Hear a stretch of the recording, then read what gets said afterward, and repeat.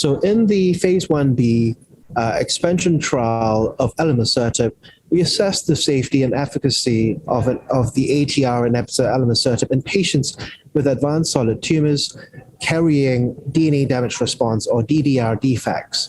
So Elimusertib is a potent ATR inhibitor that has demonstrated promising anti-tumor activity against a range of solid tumors with different putative deleterious DDR alterations.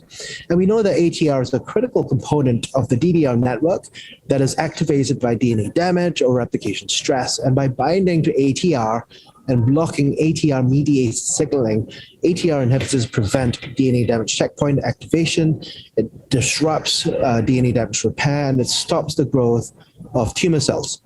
So on this trial, we treated a total of 143 patients with advanced solid tumors with different putative deleterious DDR alterations. And these included 45 gynecologic patients, 24 colorectal patients, 19 HER2-negative breast cancer patients, 19 castration-resistant prostate cancer patients, and also 36 patients who had ATM-IHC loss. But we opened this up across cancers in a tumor-agnostic fashion.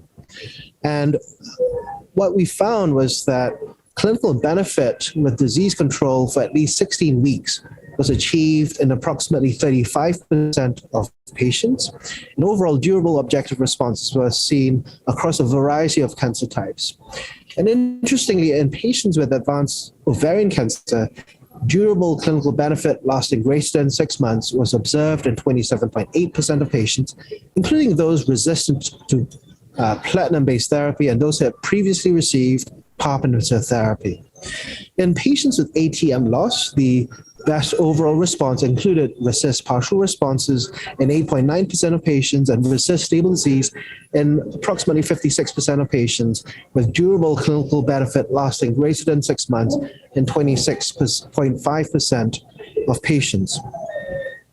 So while we actually showed these durable responses and prolonged stable disease in patients with ATM alterations and BRCA1 and 2 defects, including those patients, as mentioned, previously treated with PARP inhibitor therapy, we now need further studies to better identify molecular biomarkers to predict which patients are most likely to benefit from Elimusertib monotherapy. And therefore, rational combination strategies as well are ongoing and investigating Elimusertib in combination with PARP inhibitor Niraparib and the PD-1 inhibitor Pembrolizumab.